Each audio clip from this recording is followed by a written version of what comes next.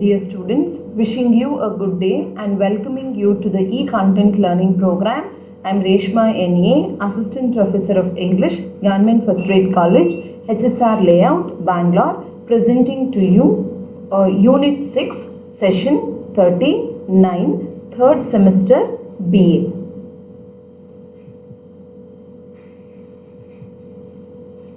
In this session, we are going to learn about the human relationships that the author noticed in his visit to America.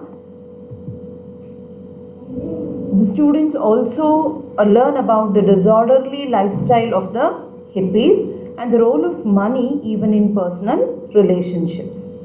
Looking into the appearance of the hippie, keep your books beside you, your textbooks. Go through the lines in the text and then listen. A hippie came and sat next to the author when he was sitting in the park.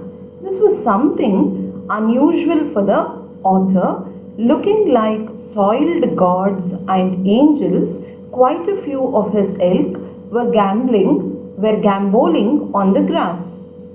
Dark sunglasses and miles of beads round their necks seemed to be a ritualistic must in their way of life. Some of them wore no shoes or sandals. A grizzly beard was the only index to sex. If not males or females looked alike in their behavior pattern and their outlook. The author closely observed the hippie sitting next to him. His black turtleneck pullover, colored glass beads, slogans cried out for a better world. The author learned about his philosophy and ambitions in life. Hippie said his sole desire was to be a poor man and that he hated affluence and comfort in his personal life. And he also said that he had done away with furniture and carpets in his apartment. His words, "You can see how free I am. A poor man is free and has no obligations and responsibilities." I unquote. The hippie also said if any of the things went out of order, he would never throw it away. Instead, he repaired it himself and used it again. The author sat dumbfounded and amazed at the effort one has to put in that country, that is, in a country like America, to remain poor. Then we are going to look into R.K. Lakshman's impressions about his friend's young son and also the role of money in personal relationships. The author came across his friend and his son in New York and realized how difficult it was to pursue poverty in that land of opportunities. Mowing the lawn and then piling up a large quantity of cut grass in a corner was neatly done alone by his friend's 15-year-old son. In the sitting room, he offered cigarettes, moved the side tables with courtesy and attention at the slightest hint of their needs.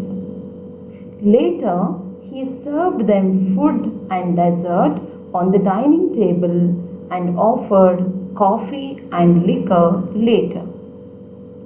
Taking leave of them politely when his help was not needed, he joined his mother in the kitchen to help her clear the dining table. We will look into the role of money in personal relationships. Author was surprised by his friend's son's duty-mindedness and helpful nature. He complimented his friend on the upbringing of his son. His friend laughed and told that his son, his name was Jim, he was paid for helping them and all the work that he does in and around the house. Author's friend, appreciating him for his smartness, of saving a lot of money and invested it in stock market and shares. So what money his parents gave him for the domestic help he lent in the house, what did the young boy of 15 years do? He had saved a lot of money and he invested it in stock market and shares. His friend jokingly said that one fine day his son would be rich enough to buy the company in which he was working at present. I hope you understood these lines. Again go through the text and then come back to the explanation given here. Okay. The session is followed with a few MCQs. Who hated affluence and comfort? The options are the author, B. author's friend, C. hippie. Answer is C. hippie. What was the age of the author's friend? A. 5 years, B. 15 years, C. 19 years. Answer is B. 15 years. Question number 3. Author's friend's house had a dash look. A. cheerful look, B. gloomy look, C. antique look. Answer is A. cheerful look. With this, we come to the end of session 39. Keep revising. Meet you, dear students, in the next session. Thank you.